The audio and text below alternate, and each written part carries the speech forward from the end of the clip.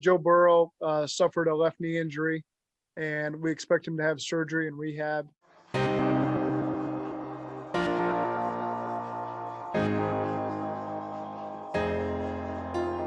It just couldn't be. But yes, the nightmare scenario happened. The franchise, the one guy who could carry the Bengals into a promising future, was now being carried away himself, off the football field and into the hopeful hands of modern medicine. Joe Burrow needed major knee surgery and the lengthy rehab that goes along with it. Now it's a lot more sophisticated on what we do surgically, early rehab, post-rehab, and then making a determination whether they can play. Dr. Timothy Kremchek of Beacon Orthopedics and Sports Medicine says his group in the Cincinnati area does over 100 knee surgeries a week, and close to half are athletes.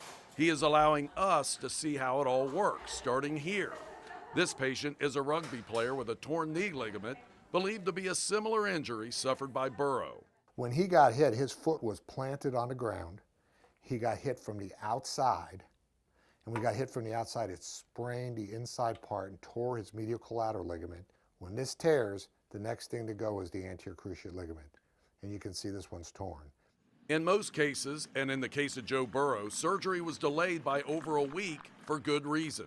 If you take the swelling from an injury and you add the insult of surgery, you can get more swelling, which could really interfere with rehab, and then the time to get back, the time to recover, is exponentially longer. We're doing a right knee evaluation under anesthesia, arthroscopy, anterior cruciate ligament reconstruction with bone patella tendon bone autograft. Most surgeries can be done arthroscopically, which is less intrusive, using a small scope inserted into an incision, and then the magic begins. We use the central third of the patella tendon, this tendon, to make a new ACL. So when you do that here, that just heals? This heals no problem. Is that right? Yeah, this is not a problem. When you fix the medial collateral ligament, you just sew it back. Okay. And then take a third of the patella tendon through a drill hole here into the joint and a drill hole here to make that new ACL. All done by the doc, guided by a camera on the scope. And once the surgery is over and the patient is sewn up, the real work begins, very slowly. You tell me when you feel a good stretch in your knee. This is the beginning of rehab at a Beacon facility. It can take 9 to 12 months, with the first weeks focused on regaining range of motion in the joint and regaining control of the leg muscles. After a couple of weeks, the regimen includes regaining functional strength in the legs to support the body. Strength of mind starts coming into play as well. This can get tedious and it can get tough. A huge part of what we do here is helping them go through the exercises, but in motivating them, to let them know you're going to get better. You feel like today you're never going to do it again, but we're one of their biggest cheerleaders here, pushing them forward to get back to the field. 2 to 4 months post-surgery, the patients can start to get more physical. All right, ready? Yep. There you go. Perfect. Balance training along with weight machine. You're all the way straight down. Good. You're okay. Yep, perfect. And then lower down. 2 more. Yeah, Luke. And just make sure you chop those feet. Chop down. Good. Straight ahead running can begin along with more intense cardio training. 4 to 6 months, agility drills may begin, along with jumping and landing. Good job, Josie.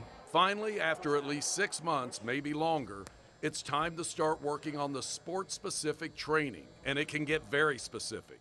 Big push, hold.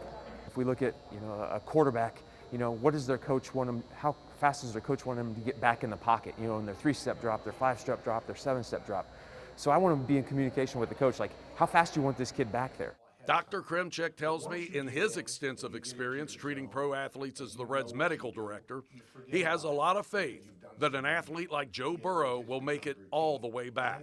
The younger you are, the better athlete you are, the less vices. For example, you don't smoke, not a lot of alcohol, no other types of drugs and things like that. Obviously, and other comorbidities, diabetes, and he's not heavy. All these things bode very, very well for him to do well.